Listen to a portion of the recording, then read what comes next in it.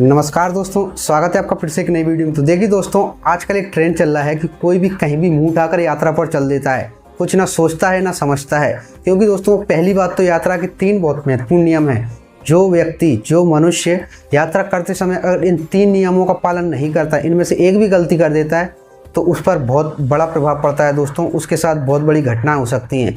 बहुत महत्वपूर्ण नियम है दोस्तों, उनको देख लेना। पीछे इसकी वीडियो मैंने बना दी है। इस वीडियो में केवल स्त्रियों के विषय में बताऊंगा कि स्त्रियों को आखिर पति की आज्ञा के बिना तीर्थ यात्रा करना चाहिए या नहीं करना चाहिए। यानी कुल मिलाकर एक स्त्री को यात्रा करने से पहले किन किन बातों का विशेषकर ध्यान रखना चाहिए, यह जानकारी इस वीडियो में दूंगा और वह सत्य प्रमाण के साथ दूंगा। आपके सामने लाइव बताऊंगा जो शिव पुराण में लिखा है। तो ध्यान से सुनिए इन बातों को, इससे आपको समझ में आएगा कि स्त्रियों के क्या विधान हैं, क्यों एक स्त्री के लिए पति सर्वश्रेष्ठ कहा जाता है। इसका नियम भी मैं आपको लास्ट में बता दूंगा। तो वीडियो ध्यान से देखना, वीडियो बहुत इंटरेस्टिंग है और जानकारी अच्छी लगे तो वीडियो को लाइक कर देना। और ऐसे ही वेद से जुड़ी जानकारी चाहिए तो चैनल को सब्सक्राइब भी अवश्य कर लेना। तो ध्यान से सुने, खासकर महिलाएं, वेद में स्त्रियों के लिए क्या प्रमाण दिया गया है तो आप ध्यान से सुनिए। शिव पुराण में लिखा है, पति की आज्ञा के बिना कभी भी तीर्थ यात्रा के लिए न जाए। यह प्रथम विधान, यानी कोई भी स्त्री अपने पति की आज्ञा के बिना तीर्थ यात्रा पर तो कभी भी नहीं जाना चाहिए। अगर आपका पति मना करता है तो उस यात्रा पर बिल्कुल भी ना जाएं, उससे ज़बरदस्ती ना करें।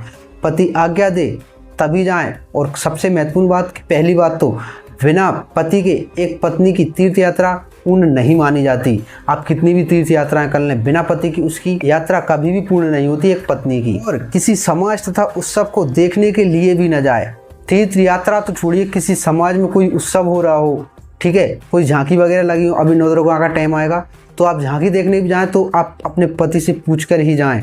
बिना पति की आज्ञा के उनके माता के दर्शन भी आपको कोई फल प्रदान नहीं करेंगे। इसलिए एक स्त्री के जीवन में पति का बहुत बड़ा महत्व है। ध्यान से सुनिए, उन रहस्यों को जानिए, अन्यथा आपका सब व्यर्थ है, यह समझ लीजिए, बिना पति की अनुमति। और सुनिए, जिस स्त्री को तीर्थ यात्रा की इच्छा हो, यानी अब अगर आपका पति मना करता है आपसे कि तीर्थ यात्रा पर मत जाइए, जैसे मान लीजिए आपके पिताजी या आपके भाई तीर्थ यात्रा पर जा रहे हैं, ठीक है, आपके पति मना करते हैं, आप उनके साथ जा रही हैं, तो ज़बरदस्ती अगर आप जाती है तो पहली बात तो आपकी वह तीर्थ यात्रा निष्फल हो जाएगी और आपको उस तीर्थ यात्रा का कोई भी पुण्य लाभ प्रदान नहीं होगा। इसके विपरीत अगर यदि आपका पति मना करता है और आपके मन में बहुत इच्छा है कि मुझे तीर्थ यात्रा का फल चाहिए, तीर्थ यात्रा पर जाना है, माता के दर्शन करने हैं या ईश्वर के दर्शन करने हैं, आपके मन में बहुत अभिलाषा है वहाँ पर तीर्थ यात्रा पर जाने की, तो उस स्त्री को क्या करना चाहिए कि घर पर ही उसकी इच्छा पूर्ण हो और उस यात्रा का उसे फल मिल जाए। उसके लिए विधान बताया गया, जानिए। देखिए, जिस स्त्री को तीर्थ यात्रा की इच्छा हो वह अपने स्वामी का चरणामृत लेकर संतुष्ट हो जाए। चरणामृत आप जानती हैं, आप जैसे किसी भी पूजा पाठ का चरणामृत लेती हैं, इसी प्रकार अपने पति का चरणामृत यानी उसके चरणों पर जल डालकर और उस जल को ग्रहण कर लें, वह चरणामृत कहा जाता है। एक स्त्री के लिए अपने पति के चरणों का चरणामृत ग्रहण कर लेना चाहिए, यह विधान है। और इसके बारे में क्या कहा गया, ध्यान से सुनिए। क्योंकि पति के चरणों कदम में ही सभी तीर्थ एवं क्षेत्र निवास करते हैं, इसमें संदेह नहीं है। क्योंकि एक स्त्री के लिए उसके पति के चरणों कदम में ही संपूर्ण तीर्थ हैं, ठीक है, संपूर्ण तीर्थों का फल उसके पति के चरणों में ही है। एक पत्नी के लिए पति क्यों इतना सर्वश्रेष्ठ कहा गया है एक स्त्री के लिए, बहुत बड़े रहस्य हैं। बिना पति की अनुमति के एक तो स्त्री का कोई भी फल प्रदान नहीं होता। खासकर व्रत भी, आप कितने भी बड़े बड़े व्रत कर लें, अगर आपके पति की अनुमति नहीं है उस व्रत में तो आपका वह व्रत निष्फल हो जाएगा। और इसके उपरांत उस व्रत का आपको फल तो नहीं मिलेगा, इसके उपरांत आपको नरक की प्राप्ति होगी। यह अगर आपको प्रमाण चाहिए तो इसकी वीडियो मैंने पीछे बना दी, आप देख सकती हैं।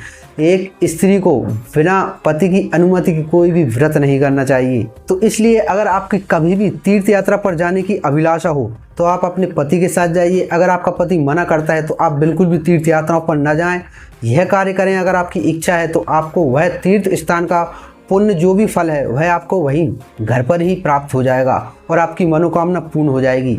तो यह एक स्त्री के लिए विधान है। तो इसलिए आप सबसे निवेदन है, यह शास्त्र में शिव पुराण में लिखा है, इसलिए एक स्त्री को अपने पति की आज्ञा के बिना कुछ भी कार्य नहीं करना चाहिए। अगर आपको एक स्त्री के जीवन की संपूर्ण जानकारी चाहिए और शास्त्र से जुड़ी हर समस्या का समाधान, हर रहस्यमय जानकारी चाहिए तो आप इस चैनल को सब्सक्राइब अवश्य कर लें, क्योंकि इस चैनल पर वेद से जुड़ी संपूर्ण सत्य जानकारी आपको मिलती हैं। और इसके उपरांत आपके मन में कोई भी कन्फ्यूजन और कोई भी सवाल हो तो आप कमेंट में बताइए, उसकी जानकारी मैं आपको दे दूंगा। चलिए मिलते हैं नेक्स्ट वीडियो में किसी और रहस्यमय जानकारी के साथ। तब तक के लिए जय श्री राम।